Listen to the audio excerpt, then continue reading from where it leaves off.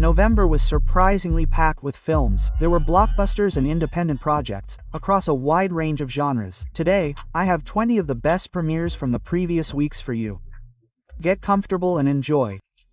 Battle After Battle. Everyone is used to Paul Thomas Anderson creating high art, where people sit in silence for long periods in beautiful interiors. But this time, he decided to take on a few blockbusters. Imagine Leonardo DiCaprio and Pentier, intrigue and a nearly 3-hour running time. And overall, on paper, it's a typical 90s action movie about a former revolutionary who saves his daughter. But the devil, as always, is in the details. Anderson takes a genre film with chases, espionage, and gunplay and shoots it in the expensive VistaVision format, turning a banal plot into a monumental fresco. And viewers say this is a rare case where the director's intellect doesn't stifle the spectacle, but rather enhances it with greater depth and fascination. Begoña Yorgos Lanthimos is once again doing what she does best, making you feel uneasy, yet simultaneously captivating. The plot sounds like the ravings of a madman, which, incidentally, isn't far from the truth. Two conspiracy-obsessed guys kidnap the director of a major corporation because they firmly believe she's an alien sent to destroy Earth. And this conflict, confined within 4 walls, instantly evolves from a black comedy into a philosophical treatise on the nature of faith and manipulation. Critics note that Lanthimos tones down a bit of her signature detachment here,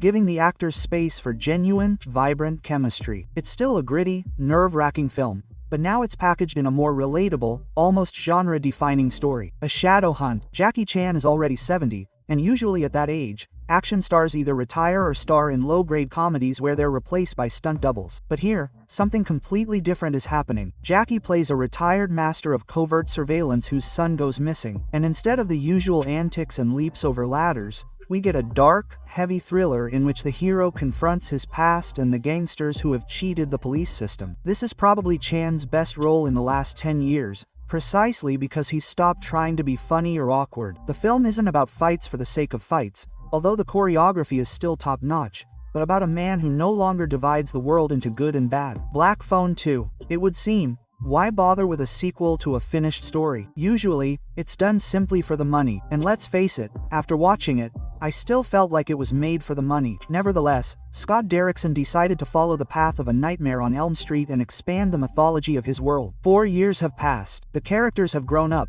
but the trauma remains. And now the protagonist's sister is tormented by nightmares of winter camp and calls from her late mother. Derrickson once again builds an atmosphere of slow, drawn-out dread, but this time it's not a thriller, but more of a paranormal action film. And the star is now Madeline McGraw, who conveys all the horror of sleep paralysis and guilt. Lucky Ones. Aziz Ansari decided to take a stab at the sacred in his debut. The formula is, It's a Wonderful Life, but with a twist for economics and social inequality. It sounds like a boring public service announcement, but there's a twist. The angel played by Reeves smokes, drinks, and generally behaves very unprofessionally. And frankly, watching him try to fix the lives of a poor worker and a wealthy investor is a spectacle in itself. Critics say the film is a whirlwind. It tries to be both a serious drama about class divides and a light comedy with Sam Rogen. But this chaos only works because it's sincere. This imperfect film survives on pure charisma and an attempt to say something important, albeit a little clumsy. Wormy City. If you look at the ratings, you'll likely pass it by. But this is a rare beast, a body horror film that isn't shy about being disgusting, yet hides real drama within. The plot about a city overrun by a cult of parasitic worms sounds like a cheap B-movie from the 80s. And the director understands this perfectly, using live worms and practical effects to evoke physical revulsion. This film isn't for everyone, and only genre fans and those willing to seek humanity even in a bucket of parasites will appreciate it. E-Bank. It's a classic setup. A gang of jungle misfits and Pablo Escobar's mythical treasure. E-Bank tries to capitalize on pacing rather than originality, and the setting also works against the characters. The jungle can kill just as well as the fortune hunters. The filmmakers emphasize that the characters aren't divided into good and bad. They're all, essentially, enemies. Yes, this is a genre film, and it follows a formula, but when the formula works well and without a hitch, there's little reason to complain. Woman in Line. Typical prison dramas show us life behind bars. This film turns the camera 180 degrees and looks at those left outside. Natalia Herrera plays a mother whose son is mistakenly sent to prison, and her entire life turns into endless standing in lines and fighting the system. This film doesn't try to entertain you. It works as a mirror of reality.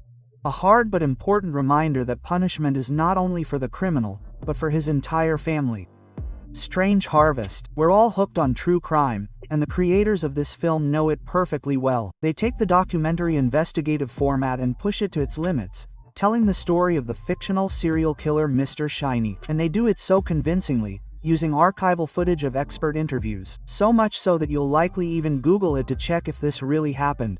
The film balances on the edge of genius and boredom. On the one hand, the mockumentary format limits emotional engagement, which is a drawback, but on the other, it creates such a level of authenticity that it becomes genuinely creepy. Family Plan 2. Another sequel that no one really asked for. The first part worked on the actors' chemistry and the simple joy of watching an imperfect family in trouble. The second one tries to replicate this success by sending the heroes to London for Christmas, but it seems to lose steam somewhere along the way to the airport. Reviewers are merciless. They say the film has degenerated into bland content. The action has become cheapened, the dialogue is cardboard, and the festive atmosphere feels forced. It's perfectly fine to play in the background while you're chopping salads for New Year's. Frankenstein. It seems Guillermo del Toro has been working towards this film his entire life. He's never hidden the fact that Mary Shelley's novel is his Bible. And finally, Netflix gave him a ton of money to do it right. And he did. This is a dark, bloody, and insanely beautiful psychological drama about a father and son, about a creator and his creation. Del Toro made a point of building sets, rather than painting everything on green paint. That's why the Victorian grimy and gothic atmosphere here looks so tempting you want to touch it. Even the ship,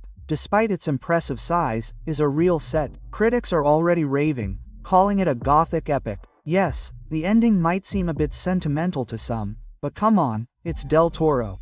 He always loved monsters more than people. Train Dreams. If you need a break from the hustle and bustle, this is the perfect option. Adapted from a Dennis Johnson novella, a film that takes its time. Early 20th century lumberjack Robert Grenier builds bridges and fells trees while America rapidly changes around him. There are no villains, no explosions, no conventional plot twists. There is only nature, hard work, and quiet personal tragedy. The film works like meditation or hypnosis. If you're willing to slow down and simply observe life, this will be one of the most powerful experiences of the year. Rooftop Robber. Have you ever heard of the robber who lived in a toy store and robbed McDonald's through the roof? Well, it's a true story. Channing Tatum plays Jeffrey Manchester, a charming criminal who finds refuge among teddy bears and falls in love with a store employee. The director performs a miracle, transforming a crime drama into a tender, strange, romantic drama. It begins as an action film and ends as a story of two lonely souls who meet at the most inopportune moment. A rare success for the genre. Crushing Machine. Dwayne "The Rock" Johnson has finally stopped playing Dwayne "The Rock" Johnson. In this action pick about fighter Mark Kerr, he looks unrecognizable, sweaty, exhausted, and dependent on painkillers. Emily Grant plays his wife, and their duet carries the entire film. But be prepared, there's no heroic overcoming or pathetic final music in this action pick. It's a monotonous, heavy chronicle of self-destruction. If you're expecting a sports action movie, this isn't it. If you want to see a Rock attempt at real drama, this is the place for you. New Wave. Richard Linklater made a film about the making of a film, and not just any film, but one shot in Jean-Luc Godard's dying breath. Black and White. Paris, 1959, jazz, cigarettes, and complete improvisation. This is a love letter to an era when cinema changed forever. Linklater recreated the chaotic atmosphere in which a masterpiece was born. Critics say that after watching, you want to immediately grab a camera and rush off to make something of your own. Netflix shelled out $4 million for it. And this is a case where the money actually went toward art. An anniversary. Imagine, you've been married to someone for 25 years, you have a perfect family, and then your son brings home a girlfriend because of a radical political group, and your cozy little world collapses, and the country slides into totalitarianism. The film is being called a chamber version of The Handmaid's Tale. The studio was afraid to release it widely because of its explosive political subtext and invested almost no money in advertising, but audiences have already appreciated its honesty. This is a hard-hitting thriller about how politics divides families.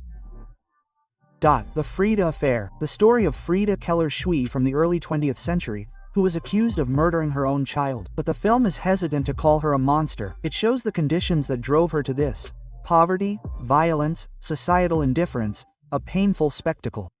The director doesn't condone the crime, but he makes you see the system that protects the men who committed it and scapegoats the women who have nothing left. Critics are calling it one of the most important Swiss films of recent years, and, apparently, That's no exaggeration. The Tribe of Aliens. The Decini decided to make a historical thriller about the first clash between farmers and hunter-gatherers and went so far as to invent two fully functional languages for the tribes. It sounds cool and looks authentic, but there's a problem. The film tries to be objective and avoid dividing sides into good and evil, and it stumbles over its own pacing. The story rushes forward too quickly, giving you no time to connect with the characters. The end result is a beautiful, linguistically impeccable, but emotionally dry experiment that's interesting because it could even have become a masterpiece. Death Stalker. This one is pure madness and a feast for anyone who misses the video salons of the 1980s. A remake of the cult classic TFTC, filmed with love, practical effects, and rubber monsters. No CJ, just hardcore, masks, and costumes. Critics are calling the film a minor miracle. This is one of those cases where a low budget and amateurish acting aren't enough to make a movie without attraction. A movie that doesn't try to be clever, but simply wants you to have fun. And finally, Paranormal Activity, a Korean horror film that's not frightening with jump scares, but with sound, or more accurately, the lack thereof. The main character is a deaf girl who begins hearing strange noises in the apartment where her sister has disappeared. The irony of the situation works flawlessly to build suspense. A person isolated from the world of sound suddenly becomes its hostage. Critics say the plot falls apart a bit at the end, trying to explain the inexplicable. But given the atmosphere of the first half, all of this can easily be forgiven. And that's all I have for today. Let me know in the comments what you've already watched and what you'll watch next. Feel free to share this video, subscribe to the channel, and turn on notifications. Pinned is a link to my social media. All announcements, posts, news, and other cool stuff are there. And see you in the next episode. Bye.